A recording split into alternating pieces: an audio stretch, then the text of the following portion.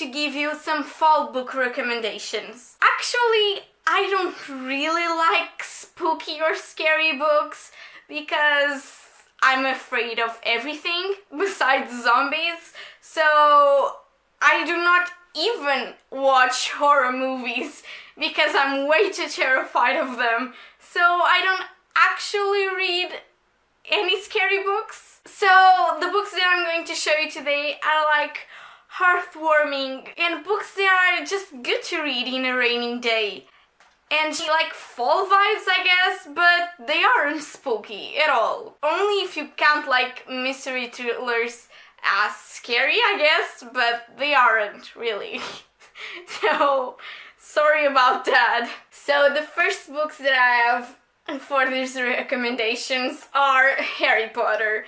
I don't know, there is something about fall that makes me think about Harry Potter. Actually, these first two books are the perfect books to read in the fall time. Going back to Hogwarts and the Halloween chapters in Philosopher's Stone and in Chamber of Secrets. I don't know, there is something fantastic about these books, but honestly, they are good to read in every single season of the year, so... And then I have a very popular book that I think everyone has read this book already, but I still think that it is great to read in the fall time.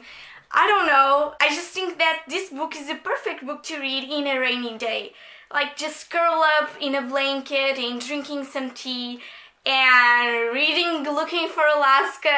It just sounds like the perfect day for me. This is a special edition and I love this book because it's really shiny. But I think that this is the best book by John Green to read in the fall time. And I know that Turtles All the Way Down is probably really good to read in the fall time, but mine hasn't arrived yet because I live into the end of the world.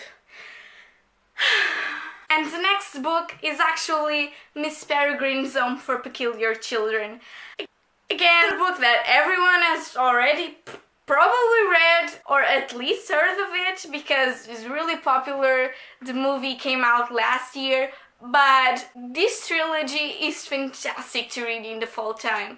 If you don't know already, this book follows Jacob, and his grandfather always told him these fantastic stories about these kids that lived in this special home and they had special abilities and a bunch of stories about monsters and stuff like that. And Jacob always believed them, but when his grandfather dies, he goes to try to find if they are actually true or not. And he ends up in Mrs. Peregrine's home and discovering this new world. And it's absolutely fantastic. The book has 10 of pictures in it. I actually read it as an ebook, and the ebook has the pictures as well. And it's just fantastic. All of these books are really fun and I highly recommend them. And then I have two mystery thrillers that I've read recently. And I guess this is the most scary part of these recommendations. But they are really cool and I really like them. The first one is Little Monsters, and this book was fantastic. It's about this girl named Casey, and she just moved to this town recently. And she has these two friends. They usually go out together and Casey really likes them. But one night they go to this party without her and she has no idea why they left her out. And in the next morning she discovers that one of them went missing. So basically the story follows her trying to find out what happened to her friend. And the other thriller is One of Us is Lying. So this book follows these four characters, and one day they mysteriously end up in detention together for something that they didn't really do. And while they are in detention, the other kid that was with them in detention ends up dying. And they end up being all accused of his murder. This book was also really good. I read them both in the audiobooks and they were honestly some of the best audiobooks that I have ever heard. I couldn't stop listening to any of them. This is so compelling, and I really want you to know what happened to any of the characters in both books, and they were absolutely fantastic. I cannot recommend one over the other because I really enjoy both of them. So please go check them out. And the last book that I'm going to recommend today is actually the book that I'm reading right now, and it's called All the Rights Reserved. And this book is absolutely fantastic. I haven't finished it, but right now I'm absolutely loving it.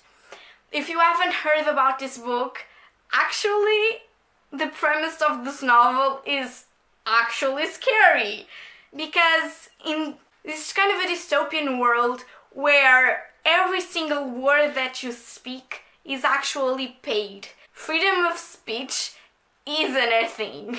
And not only the words that you speak are the things that are paid for, but like gestures. For example, waves, holding hands, kissing is also paid. It's really interesting.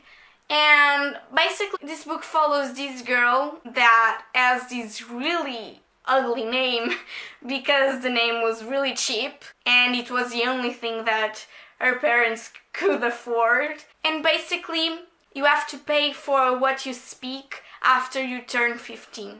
So when you turn 15, you have to give this speech. And the main character decides not to give the speech and not speak at all. She takes this silent vow, and that actually sparks this new rebellion, and is really good.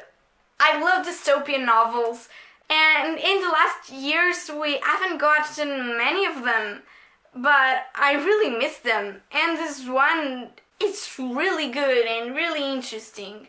And the premise of the novel is something that really makes you think. And I don't know, I'm a person that doesn't know how to be quiet, and shutting my mouth isn't a thing.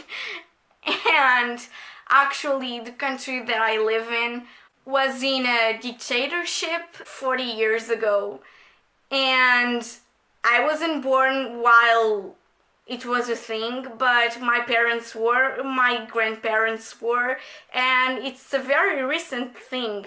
And back then, like in this book, freedom of speech wasn't a thing. Like, you would be arrested for the things that you would say, and you couldn't really speak freely. TV and music was all controlled, and it was really, really bad. But yeah, because of it, I'm enjoying this book even more.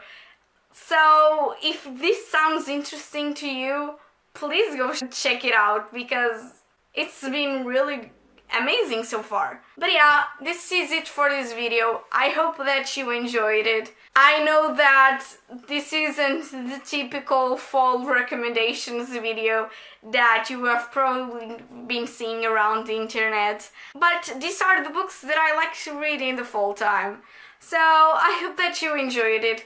If you did, please give me a thumbs up. You can also check out my previous videos, and I hope that you can stick around with me, so please subscribe. Bye!